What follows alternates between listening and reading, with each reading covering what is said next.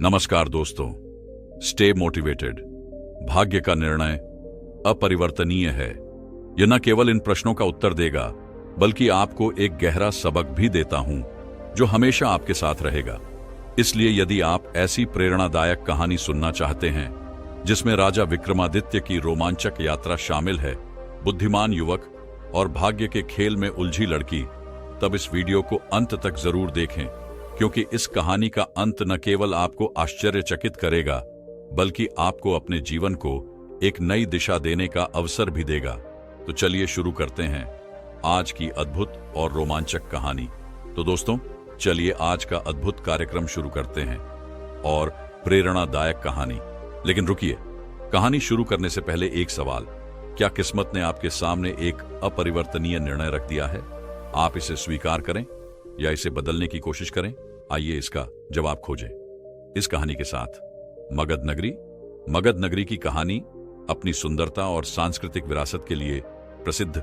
वहां के निवासी शांतिपूर्ण, सुसंस्कृत और खुशहाल जीवन जिया।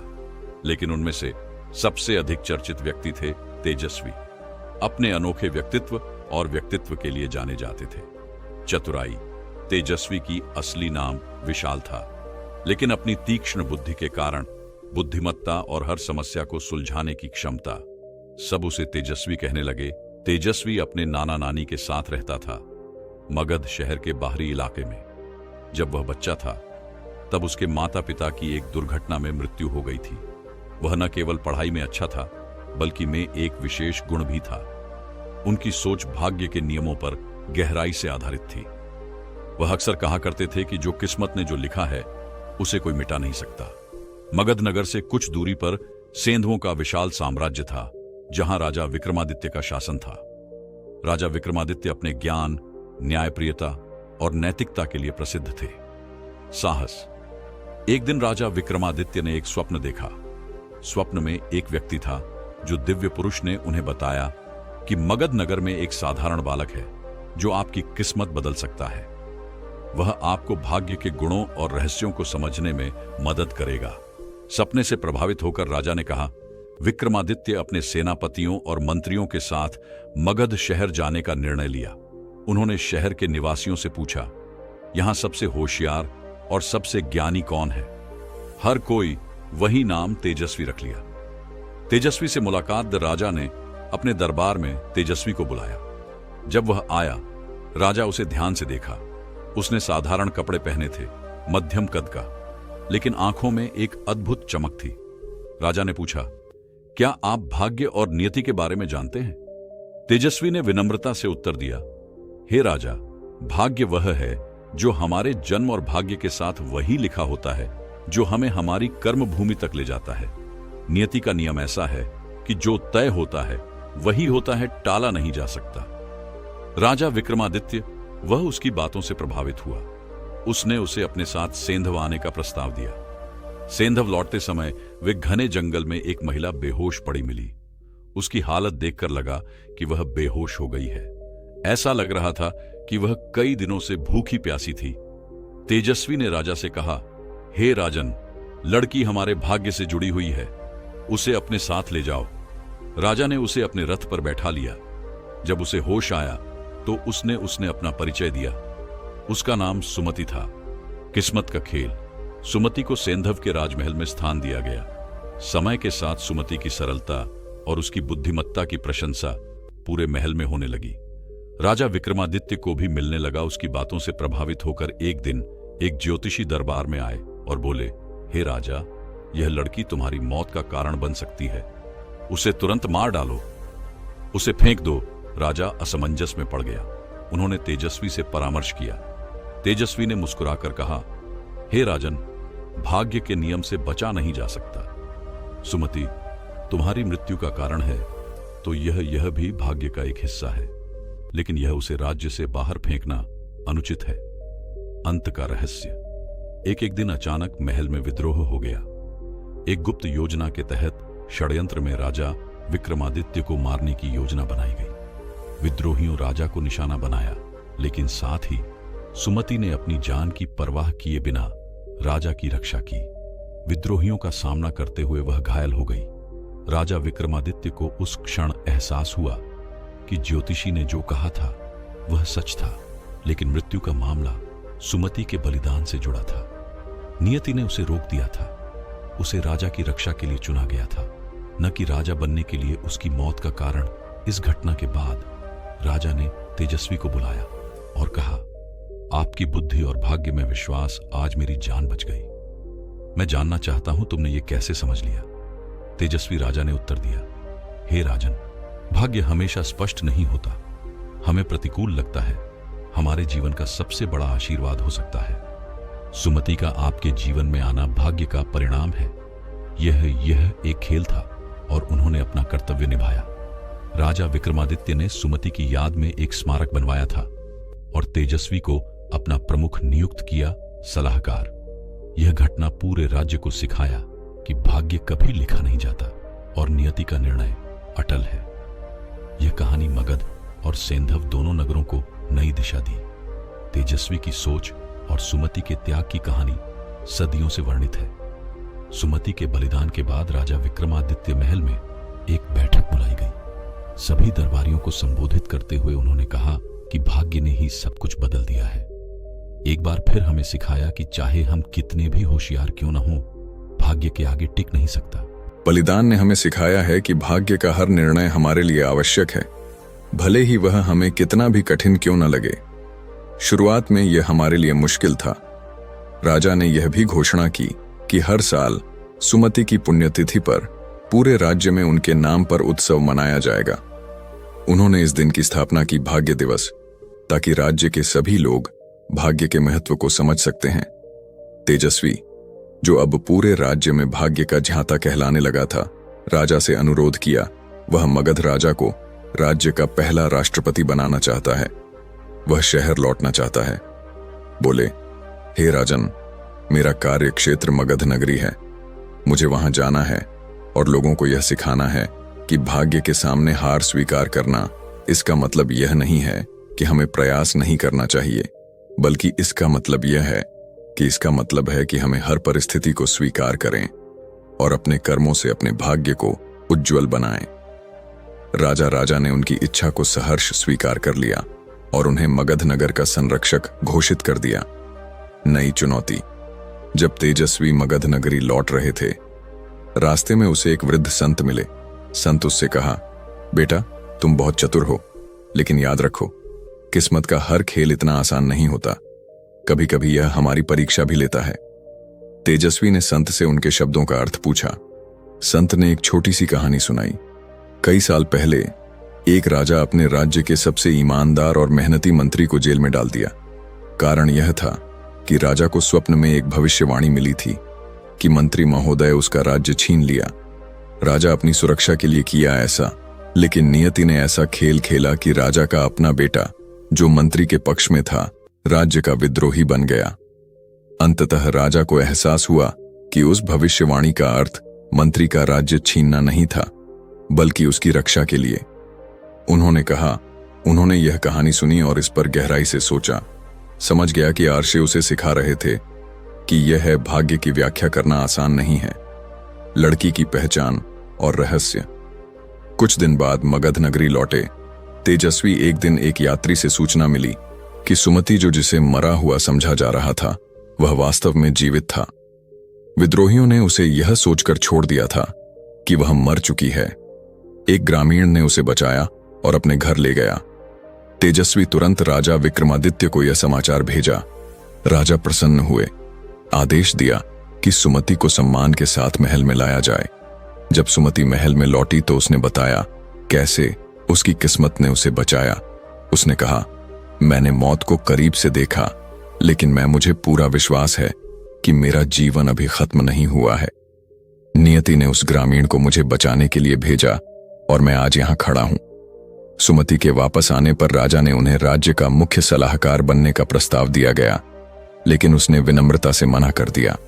वह बोली, हे राजन, मेरा भाग्य मुझे यहां ले आया, लेकिन मेरी नियति है मुझे अपने परिवार और गांव की सेवा करने के लिए बुलाया। तेजस्वी ने भी इस अवसर का लाभ उठाकर उसने राजा से विदा ली और कहा, हे राजन, भाग्य ने मुझे बचा लिया है, लेकिन मेरी नियति है मुझे अपने परिवार और गांव की सेवा करने के लिए बुलाया। तेजस्वी ने भी इस अवसर का लाभ उठाकर उसने राजा से विदा ली और कहा, हे राजन, भाग्य ने मुझे बचा लिया है, लेकिन मेरी नियति है मुझे अपने परिवार और गांव की सेवा करने के लिए बुलाया। तेजस्वी ने भी इस अवसर का लाभ उठाकर उसने राजा से विदा ली और कहा, हे राजन, मुझे यहां एक भूमिका निभाने के लिए भेजा गया था। अब मेरी नियति है। मगध शहर में मुझे एक नई दिशा देने की अनुमति मांगी। अंतिम संदेश। मगध नगरी लौटकर तेजस्वी वहां के युवाओं और नागरिकों को भाग्य और कर्म का महत्व सिखाना शुरू किया।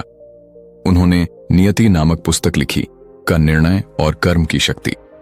यह किताब धीरे धीरे पूरे राज्य में प्रसिद्ध हो गया। पुस्तक में कहा गया है, उन्होंने यह बात प्रमुखता से लिखी, नियति का निर्णय अपरिवर्तनीय, लेकिन यह करता है, हमें अपना काम करने से न रोकें। भाग्य का लेखन इसे मिटाया नहीं जा सकता, लेकिन निश्चित रूप से सुंदर और उज्जवल बनाया जा सकता है। राजा विक्रमादित्य ने सुमति को अपनी बहन के रूप में अपनाया। उन्होंने राज्य के लिए नए नियम बनाए, जहां हर नागरिक को शिक्षा दी जाती थी और आत्मनिर्भरता। राजा अपने दरबार में घोषणा की कि विचार विमर्श और प्रतियोगिताएं आयोजित की जाएंगी। भाग्य और कर्म को समझने के लिए पूरे राज्य में हर साल एक कार्यक्रम का आयोजन किया जाता है। यह कहानी इस तथ्य को रेखांकित करती है कि नियति का निर्णय और भाग्य का लेखन अपरिवर्तनीय, लेकिन हमें नहीं भूलना चाहिए कि हमारे कर्म हमें उस नियति तक पहुंचने का रास्ता दिखाओ। नियति का निर्णय हो सकता है हमारे लिए पहले से ही तय कर लिया गया, लेकिन हमारे कर्म इसे अर्थ देते हैं। प्रकृति के नियम से बचा नहीं जा सकता, लेकिन हम इसे स्वीकार करके और अपना काम करके ही अपने जीवन को सार्थक बना सकते हैं। मगध नगरी में अप्रत्याशित घटना। तेजस्वी के मगध नगरी लौटने के कुछ समय बाद एक अप्रत्याशित घटना घटी। घटना मगध नगरी के प्रसिद्ध व्यवसायी रामधनी की हुई। अचानक बीमार पड़ गया। बीमारी कोई साधारण बात नहीं थी। रामधनी का परिवार और उनके परिचितों का मानना था कि यही किसी प्राचीन श्राप का परिणाम। वे तेजस्वी से आग्रह किया कि वे एक अपनी बुद्धि और ज्ञान से इस समस्या का समाधान ढूंढने का प्रयास किया। तेजस्वी ने व्यापारी की बीमारी का अध्ययन किया और पाया कि यह कोई साधारण बीमारी नहीं थी। यह बीमारी एक प्रकार की बीमारी थी। मानसिक तनाव से परेशान था रामधनी। अपनी गलतियों और पिछले कर्मों के कारण कष्ट भोग रहा है। रामधनी ने पहले भी अपने धंधे में कई गरीब लोगों का शोषण किया था और अब उसकी आत्मा तेजस्वी इस बोझ को उठाने में असमर्थ है। रामधनी से बोले, व्यापारी जी, यह भाग्य का खेल है। आपके पिछले कर्म आज आपके सामने आ गए हैं। अब तो एक ही उपाय है कि आप अपनी गलतियां स्वीकार करते हैं, उन गरीब किसानों को न्याय दिलाएं और उनकी मदद करें। रामधनी का प्रायश्चित और भाग्य की शक्ति। रामधनी ने तेजस्वी से कहा कि उसने तेजस्वी की सलाह मान ली है और अपनी संपत्ति का एक बड़ा हिस्सा गरीबों को दान कर दिया और उन किसानों का कर्ज माफ कर दिया जो उसने शोषण किया था। धीरे धीरे उसकी बीमारी ठीक होने लगी। यह घटना पूरे मगध शहर को एक नया सबक सिखाया। लोगों को समझ में आ गया कि भाग्य हमें हमारे कर्मों का फल देता है, लेकिन साथ ही यह हमें पश्चाताप करने और सुधार करने का अवसर भी देता है। तेजस्वी ने इस घटना का किया इस्तेमाल अपने एक उपदेश में। उन्होंने कहा कि भाग्य और नियति का खेल हमेशा हमें अपने कर्मों की कीमत चुकाने के लिए मजबूर करता है, लेकिन अगर हम सच्चे दिल से पश्चाताप करें और अच्छे कर्म करो तो भाग्य भी हमें एक नया रास्ता दे सकते हैं। राजा विक्रमादित्य की मगध की यात्रा पर आए।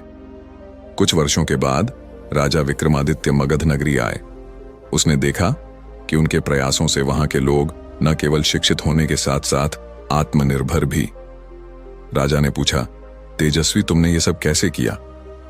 तेजस्वी ने मुस्कुराते हुए कहा, ओ राजा, मैंने लोगों को केवल यही सिखाया कि भाग्य का निर्णय अवश्यंभावी है, किंतु कर्मों से हम हमारे जीवन को सार्थक बना सकते हैं। किंग विक्रमादित्य तेजस्वी को अपने राज्य का मुख्य सलाहकार बनने का प्रस्ताव दिया, लेकिन तेजस्वी ने विनम्रता से इसे अस्वीकार कर दिया और कहा, हे राजन, मेरा भाग्य मगध नगरी है। मैं अपनी यात्रा यहाँ के लोगों के साथ पूरी करना चाहता हूँ। सुमति की नई भूमिका।